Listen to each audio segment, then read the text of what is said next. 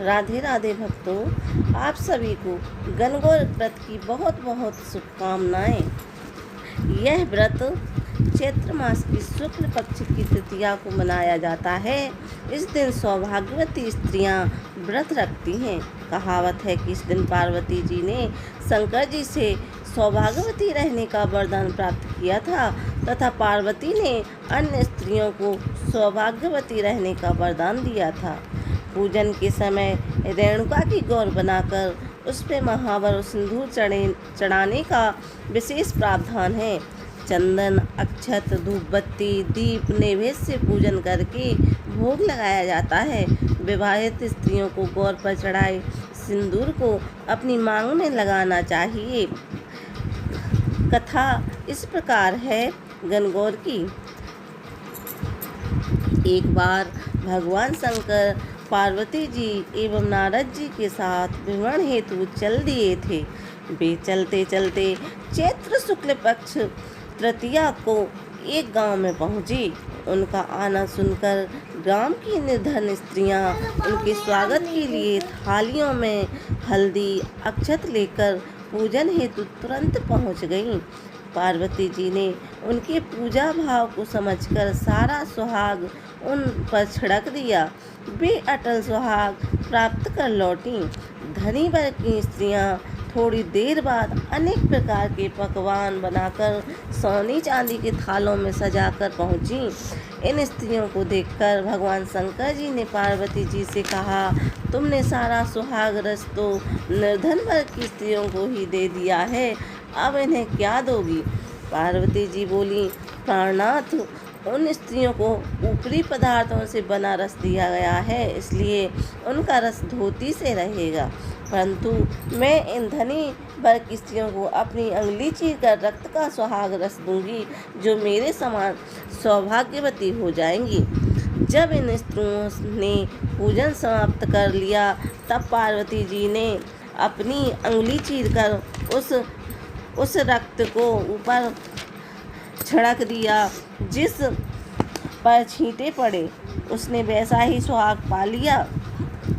इसके बाद पार्वती जी ने अपने पति भगवान शंकर से आज्ञा लेकर नदी में स्नान करने चली गईं। स्नान करने के पश्चात बालू की शिव जी की मूर्ति बनाकर पूजन किया, भोग लगाया तथा प्रदक्षिणा करके 2 कणों का प्रसाद खाकर मस्तक पर टीका लगाया। उसी समय उस पार्थिव लिंग से शिव जी प्रकट हुए तथा पार्वती जी को वरदान दिया, आज के दिन जो स्त्री मेरा पूजन और तुम्हारा व्रत करेगी उसका पति चिरंजीवी रहेगा तथा मोक्ष को प्राप्त होगा।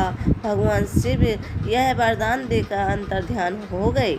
इतना सब करते करते पार्वती जी को काफ़ी समय लग गया। पार्वती जी नदी के तट से चलकर उस स्थान पर आईं जहाँ पर भगवान शंकर व नारद जी को छोड़कर गई थीं। शिव जी ने विलंब से आने का कारण पूछा तो इस पर पार्वती जी बोली, मेरे भाई भावज नदी किनारे मिल गए थे। उन्होंने मुझसे दूध भात खाने तथा ठहरने का आग्रह किया, इसी कारण से आने में देर हो गई। ऐसा जानकर अंतर्यामी भगवान शंकर भी दूध भात खाने के लालच में नदी तट की ओर चल दिए। पार्वती जी ने मौन भाव से भगवान शिव जी का ही ध्यान करके प्रार्थना की, भगवान आप अपनी इस अनन्य दासी की लाज रखिए। प्रार्थना करती पार्वती जी उनके पीछे पीछे चलने लगीं तो उन्हें दूर नदी तट पर माया का महल दिखाई दिया। वहाँ महल के अंदर शिव जी के साली तथा सहलज ने शिव पार्वती जी का स्वागत किया। 2 दिन वहाँ रहे। तीसरे दिन पार्वती जी ने शिव जी से चलने के लिए कहा तो भगवान शिव चलने को तैयार ना हुए। तब पार्वती जी उठकर अकेली ही चल दी। ऐसी परिस्थिति में भगवान शिव को भी पार्वती के साथ चलना पड़ा। नारद जी भी साथ चल दिए। चलते चलते भगवान शंकर बोले, मैं तुम्हारे मायके में अपना माला भूल आया हूँ। माला लाने के लिए पार्वती जी तैयार हुई तो भगवान ने पार्वती जी को ना भेजकर नारद जी को भेजा, पर वहाँ पहुँचने पर नारद जी को कोई महल नजर नहीं आया। वहाँ दूर दूर तक जंगल ही जंगल था। सहसा बिजली कौंधी। नारद जी को शिव जी की माला एक पेड़ पर टंगी दिखाई दी। नारद जी ने माला उतारी और शिव जी के पास पहुंचकर यात्रा का कष्ट बताने लगे। शिव जी हंसकर कहने लगे, यह सब पार्वती की ही लीला है। इस पर पार्वती जी बोली, मैं किस योग्य हूँ, यह सब तो आपकी ही कृपा है। ऐसा जानकर महर्षि नारद जी ने माता पार्वती तथा उनके पतिव्रत भाव से उत्पन्न घटना की मुक्त कंठ से प्रशंसा की। जहाँ तक उनके द्वारा पूजन की बात को छिपाने का प्रश्न है, वह भी उचित ही जान पड़ता है, क्योंकि पूजा छिपाकर ही करनी चाहिए। चूँकि पार्वती जी ने इस व्रत को छिपाकर किया था, उसी परंपरा के अनुसार आज भी पूजन के अवसर पर पुरुष उपस्थित नहीं रहते। बोलिए गणगौर मैया की जय, बोलिए शिव पार्वती की जय। हर हर महादेव। उम्मीद है कि आपको कथा पसंद आई होगी। अब हम उस महादान के बारे में बताते हैं जिससे आप सभी को अखंड सौभाग्य की प्राप्ति होती है। लाल रंग की सुंदर चूड़ियों का दान करने से आपको अखंड सौभाग्य की प्राप्ति होती है। इस दिन लाल चूड़ियों का और श्रृंगार की सामग्री का दान करना चाहिए।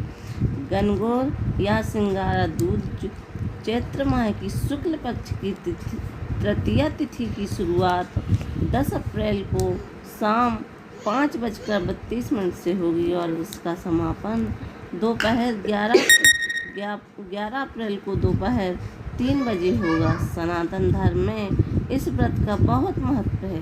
कैलेंडर के अनुसार गणगौर व्रत 11 अप्रैल को किया जाएगा। हर हर महादेव। ओम नमः शिवाय। श्री शिवाय नमस्तुभ्यम। शिवाय नमस्तुभ्यम।